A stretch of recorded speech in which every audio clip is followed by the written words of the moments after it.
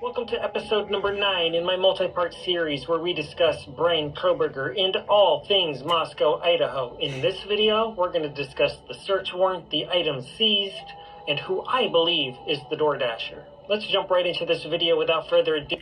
The DoorDasher. What's up, guys? True Crime King back on this Thursday morning with another Crime Circus reaction. This is number 9 in case anybody is counting. So, well, he just said it. And he just said everything we're about to talk about in this video. So I don't have to. And so here we go. Do and see what I have to say for myself this time.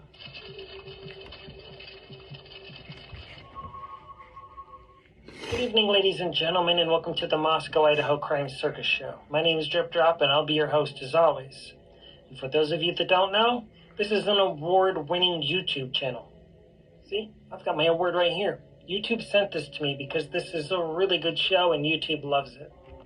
We, True Crime King and family, are on the way to being an award-winning YouTube channel. He's just had more time. We'll get there. Anyways, we're going to jump right into this video and start it with a boom. If you want to consider becoming a Patreon, my link is right down. And I've got a lot to say about those items seized. We're going to go through every single one of them. All right, we get it. You can put your plaque down, hang it in the background. We got it. I love your stuff, but we get it. Let's check out this super important list, and we're going to start with number 1 on the list, the knife. The knife is number 1 on this list of items seized. I do believe this may be to plant a seed in the reader's mind, including whoever may be in the courtroom. However, I think there's a good chance that knife was a butter knife. It doesn't say K-bar, it doesn't say big slasher knife, it doesn't say buck 319, it doesn't say anything except a knife. Yeah, I think if they found, you know, a K-bar knife, they would probably, you know, put either possible murder weapon or K-bar knife next to it and not just write knife, right? But if I'm not mistaken, they found 2 knives. We'll see. It was probably a butter knife that they found in Bryan's bedroom that he used to cut up his bagel bites because he probably couldn't fit a bagel bite in his mouth with one bite, so he cut it in half so he could eat half the bagel bite at once. Wow. I love putting the whole bagel bite in my mouth. Moving on. Next up on the list, book with underlining on page 118. What book do you think this was? If you have any idea what book it was, leave me a comment down below. I think it was probably a Goosebumps book, and those are approximately 120 pages long on average. And I used to love them Goosebumps books. And I think it was elementary school, right? I used to have a fucking ton of them. He might have liked the ending of one of the books, so he underlined something towards the end. Because the endings always have a good twist. I would know. I've read a lot of Goosebumps books in my day. Anyways. An AT&T bill for Bryan C. Kohberger. A Glock 22 Gen 540 caliber serial number BMKV5QZ. You would think, why didn't Kohberger just take the gun instead of a knife, right? Maybe he wanted to be silent, right? But he wasn't silent. I mean, if the camera next door could pick up all that sound, I don't know. Maybe, whatever. I'm not in the mind of Kohberger. I'm just asking the question. But I would love to hear what you guys think. Put down in the comments why you think he didn't use the gun. Too loud? I mean, it would have been a lot more efficient, right? There would have been no sheath left behind.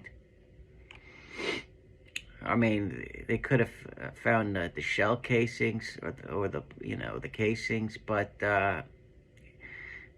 he could have just threw the gun wherever he put the knife or destroyed the gun, right? If they have nothing to compare it to, then the casings don't do any good, right? They found a gun, but they didn't say whose gun. Could have been Daddy's gun. Because we know Bryan possibly prefers knives. A Smith & Wesson pocket knife. Yes, okay. This is what I mean. They put 2 knives down, like I said, and here they specified the exact kind of knife, Smith & Wesson, right? I don't know why on number 1 they just put knife. I mean, it could have been, like he said, it could have been a fucking butter knife, just like a kitchen knife that didn't have a brand, right? Or a knife that, I don't know. They could have at least described what the knife looked like, or something, right? As far as I know, that's just a tiny little knife you put in your pocket. Probably's got nothing to do with this case. A folder containing vehicle paperwork.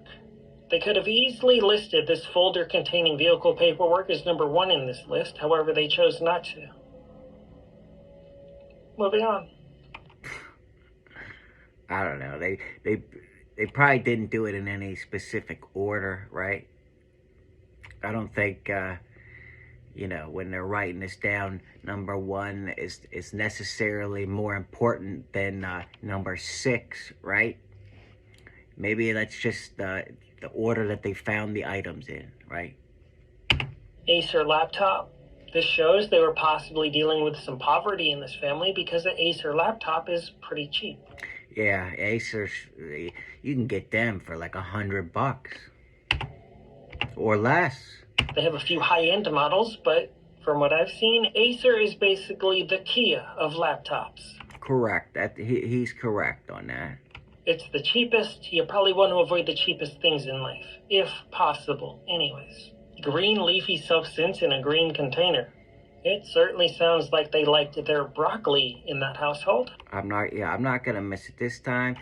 They probably found some weed, right? Or I don't know. If it's not weed, what else could it be, right?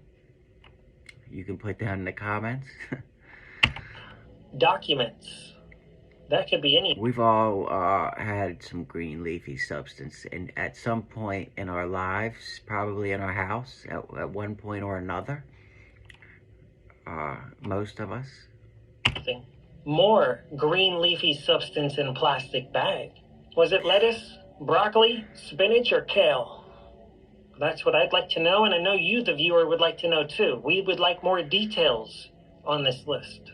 White paper with password. If I had to take a wild guess what that password might be, 1122 Maddie Mogan. Wow. Leave a comment down below. I was thinking more like 2711 Clown Drive. I don't know. But yeah, I see where he's going with this. Kohberger likes his numerology, right? And I'm guessing Drip Drop is thinking that maybe Kohberger was after Maddie the whole time. I'm still sticking with my guns, and I'm saying it was Kaylee he was after. Put down in the comments who you think he was after. I'm still saying Kaylee until more evidence comes out. Below if you think you know what the password is. A power cable, a cell phone, 3 Glock 40 caliber magazines, all empty. I guess it's safe to say there might be a bullet shortage in that household. Maybe Kohberger didn't have any freaking bullets, or he didn't want to go buy bullets on camera. Maybe that's another reason why he didn't take the gun. I mean, he could have at least taken it if he knew he was going to commit these murders, right? I mean, all he has to do is point a gun at somebody, and they'll probably comply, right? Possibly why Bryan ended up having to use a knife, if he did it. And bullets can be quite expensive, especially for a 40 caliber. Well, and it's easily, the police can just go to all the gun stores or everywhere that sells bullets and see who bought bullets for that type of weapon, right? And ding, ding, ding, if Kohberger's on camera, that's not good for him, right? I believe that's the same exact bullet that was used on the Rust movie set shooting that ended up killing somebody and injuring another. If you haven't seen that series, check out the Crime Circus Cult. That's my... Yeah, I did a video on that a couple months ago on Alec Baldwin. If you want to check that out, I think now he's been charged. He's still trying to get off with it, but you know, he pointed a gun at somebody, didn't check if it was loaded or not, and fired it. And if you watch the video I did, he had to have fired it. Just don't comment until you watch the video. If you haven't watched the video, I don't even want to hear your comments, because they're all... just watch the video. Second YouTube channel. In fact, I've actually got a series on both of my YouTube channels for the Rust movie set shooting. Anyways, books. I do wonder, was it a Goosebumps book collection or a Harry Potter book collection? They gotta get more descriptive with that. Books? I mean, come on. Why even write it down? Nobody can use that for anything. Books? I mean, they don't even write down the title. This is serious, folks. Moving on. Black face masks, prescription, black gloves, one black hat, one black mask. Sounds like an outfit I might even walk around wearing, with my prescription close in hand.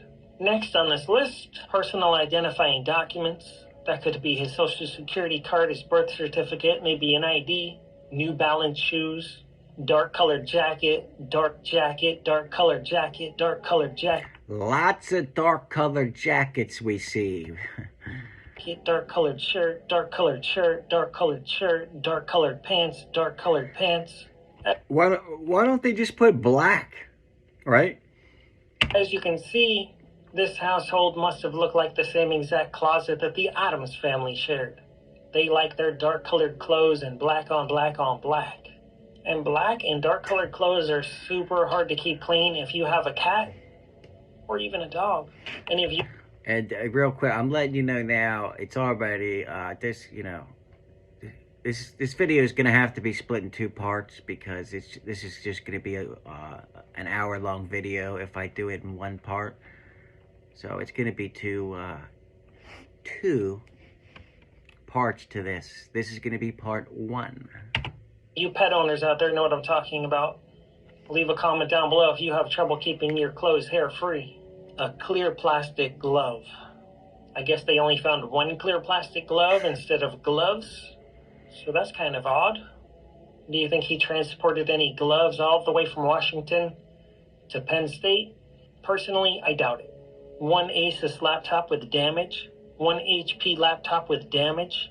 A viewer may wonder, maybe that's why he's got the Acer laptop, because his other laptops are all damaged. What is it? What does he do? Get mad and break them? I don't know. Bryan possibly smashed these laptops with a hammer.